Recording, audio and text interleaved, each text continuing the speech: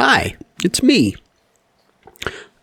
the autistic Gen X software developer with anxiety and depression. But some call me Tim. And the job market is just a mess. I'm unemployed. I've been unemployed for quite a while. My unemployment's going to run out soon, and I have a text file that I keep track of all of my resumes that I've put in. One, just to keep track of it for unemployment. You know, in America, we have to fill out what jobs we've applied for this week to get our unemployment. But I have a document. It's got 1,000 lines of text. How many lines is it? Let's see. 1,046 lines. Yeah. So, not a single callback. Not anything other than I get the same automated reply from AI. Every company just sends me the same thing. Thank you. Unfortunately, we won't be. And it's not like it's the same, you know. It's not like the same vibe or the feeling. It's the exact same fucking words. All right. They don't even see my shit, which is irritating. Another buddy of mine just got laid off. He's probably going to have a better chance at getting a new job than me, but he doesn't maybe want one. I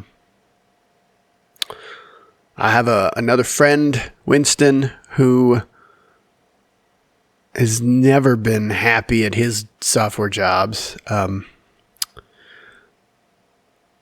most brilliant software engineer I've ever worked with, Alex, he, after getting his master's from MIT and going to work with his roommate who was going to get his PhD from MIT, they started a nuclear fusion startup.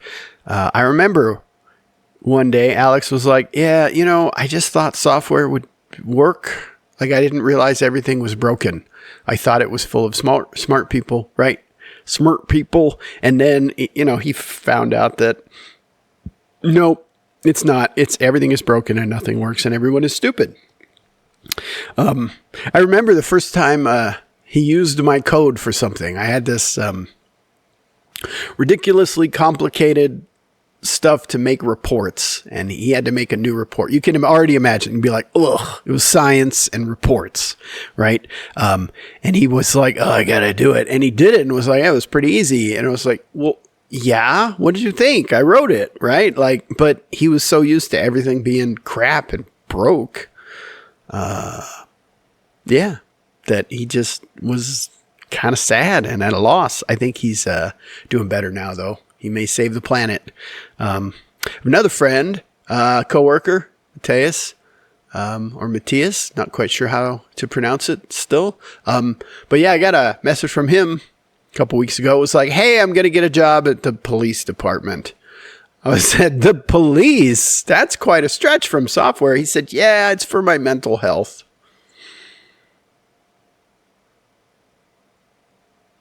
So yes, it's not lost on me that I'm trying to get another job in software, and I probably don't even want one. Oh, because the job market is crap and AI has just made everything worse. It's not just AI has taken the jobs, but AI is just changing how everything works. And it's just really bad. Like, what kind of job? Okay, so I worked at 2 jobs ago. It was a very stressful job. And when I got laid off, and of course, you know, they don't tell you it's software. They're afraid you're going to do something, even though, you know, they have backups of everything. But maybe you're going to delete the back. I don't know. They just shut all your shit off. It's virtual. So it's like you go to log in. It's like, nope. It's a very stressful thing. I got to tell you, if you've never like had a tech job like this and worked from home full time, or everybody's working from home from full time, when you log in every morning, there's just a little part of you that's like, as it's spinning, is it going to let me in? Or do I not have a job anymore? Like, you know what I mean? It's just like, oh, it's happened so many times. I don't know. I think these companies, the HR departments, they've watched too many movies. Like, you don't have to escort somebody out.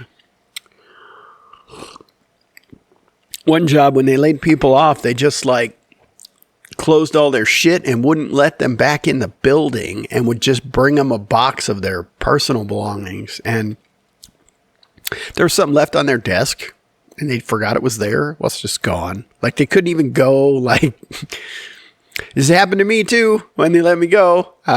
It was funny too, because I went into the building and HR was like, yeah, well, sign the stuff. And I was like, could I maybe, I don't know, get my personal effects from my desk? And they said, well, tell you what, you sit here and we'll go get it because we don't want it to be uncomfortable for you. Uncomfortable for me? And so it's like, they fired me because they are horrible people. And what did they tell everybody else that they think it's going to be uncomfortable for me to go back? Like, what do they think happened? Like, I didn't do anything except exercise my rights as an employee to be like all the other employees. There was this coworker who we joined basically the same week. And this was during COVID. So, everybody was work from home, and then COVID ended and they wanted people to come back in the office, right? And of course it was like, well, I can't come back in the office now because my dogs, I don't think they can live anymore without a human 24/7. Like, they freak out when I'm gone for an hour. If I got to run to the store to pick up butter or something, right? It would tear shit up and poop. Like, what? You've never done this? Like, it's been years. You're potty trained. What? They couldn't handle being left alone.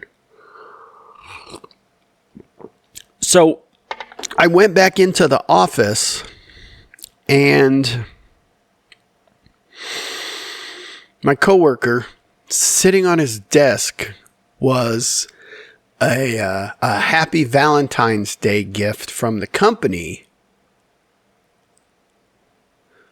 Like, I don't even know when Valentine's Day was. Like, it was... what, years? You know what I mean? It's like the guy hasn't been at his desk in forever. And it was like, well, how come it's okay for him to do that, but it's not okay for me, right? It's like, why are you not giving him crap about coming back in? But you are me. It was just such double standards, and they just sort of treated employees like, I don't know, it was like high school cliques or something. You're not, they put me on a project by myself. And this was interesting. I remember I had to explain the project to, this turned into a long story. I had explained the project to them. And so the guy that I took the project over from, it had been years, he started talking about how it worked and kind of talking over me. And then it made it look like I had no idea what I was doing. Of course I do. But it made it look like I was confused. And then my boss, the software guy that was in charge of me, was just like, you don't even know what you're doing, man. You don't even know how this stuff works. And, yeah, at that point, I quit. I quite quit. I was just like, okay. And I just stopped doing anything. It was funny, as I already found a new job and was leaving. And they fired me the day I was going to give 2 weeks notice. And so I could wrap everything up, and they just let me go. It was like, okay. I mean, I was going to quit, and then they fired me. And that kind of put a bad taste in my mouth. And yeah, I don't know. I just haven't been the same since those, Yeah. I mean, I don't want to speak ill of the company, but there was an HR person, you know, she was between menopause and divorce, and she hated men. Can I say it was it's a stereotype. You don't want to call them the C word, but she was. And just completely clueless about how to treat employees. So long story short, too late. It must be me, right? Because I went to this job. I was actually working at the startup that my friend, the super intelligent dude, was working at. And then they left.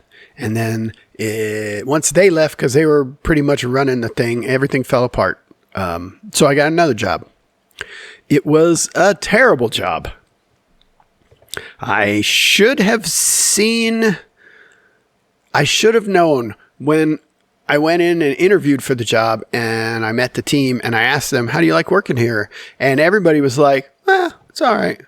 That was a red flag. I didn't know it at the time, but I should have seen that as a red flag and just said, nope. But I took the job. I was there a week, and I realized that it was a mistake. 1 week.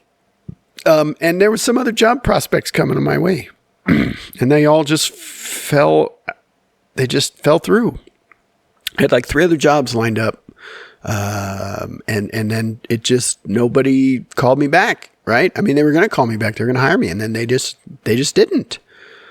So I was stuck at this place, for 9 months, and it was, okay. So it was the first time I worked at a place that did software where nobody knew how to do software. It's like they were vibe coding before AI. They just sort of like Googled shit and pasted it in. I mean, I saw some code that, I kid you not, that it looked like a preschooler had just tried to figure stuff out and just kept typing until it worked. Like it was so bad. So I went from that gig to the one where during COVID, after COVID, everybody quiet quit and just left. And I got another job at a company called Piloter. See, I can say the name of Piloter because they were a great company and I should have stayed with them. But no, because I had an opportunity to work at my dream job. And so I took that, and turned out that it wasn't a dream job. It was a nightmare job, a dream nightmare. Yes, it was a nightmare job. And, you know, I wasn't a good fit. I wasn't a good culture fit. I wasn't a bully. I wasn't an obsessed, toxic man. I wasn't all ego and need to be the best. And I wasn't going to put everybody else down and actively try and discredit them and make them look stupid. And so I stayed at that job as long as I could. I tried, but it just didn't work out. So they let me go. I was unemployed for 6 months. When my unemployment ran out, I actually, basically the week it ran out, I found this new job. I was like, okay, this is perfect. I was at that job for a year. And then it was the same thing.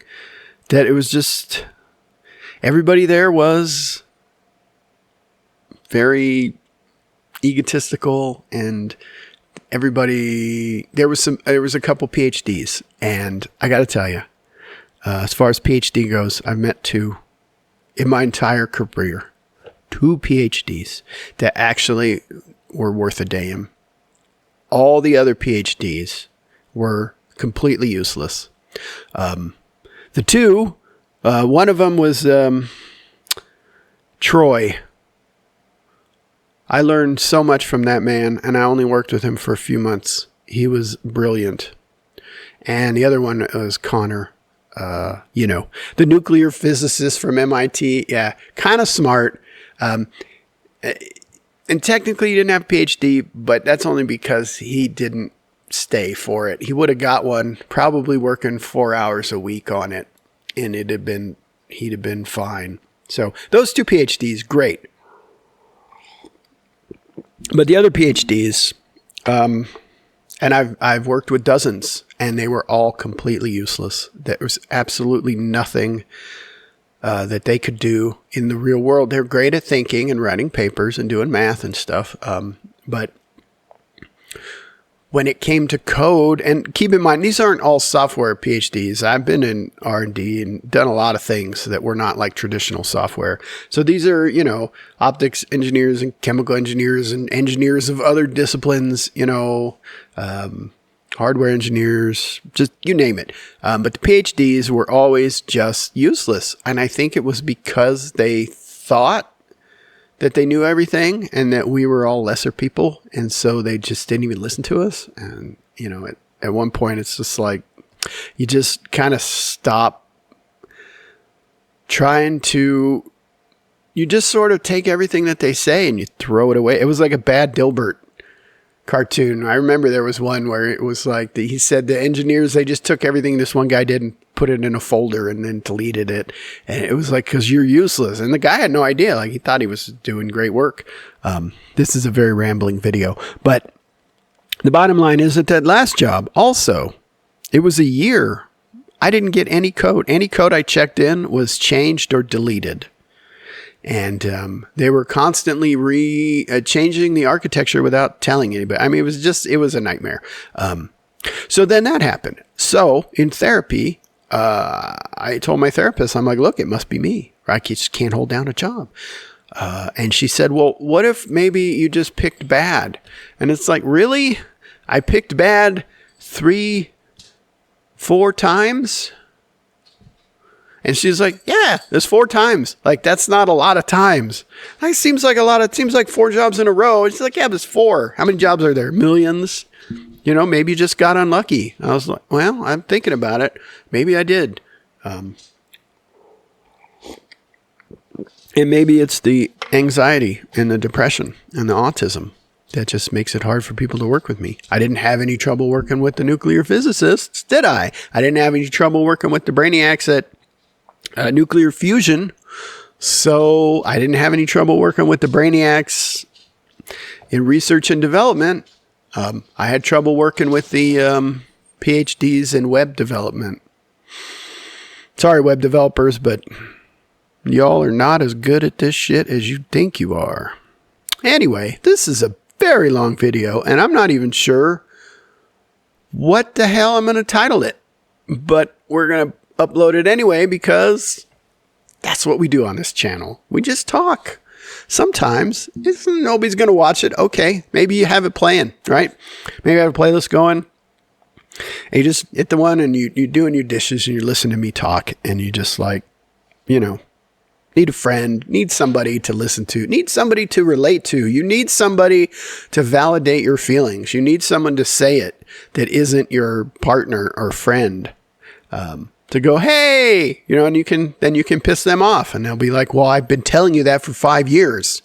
You don't listen to me. And it's like, yeah, but this random guy on YouTube that has no followers and, he said it. So it's true. Now I believe it. And then, not that I've ever done this. So that's my video for today. A long ass rambling about I don't know what. Peace.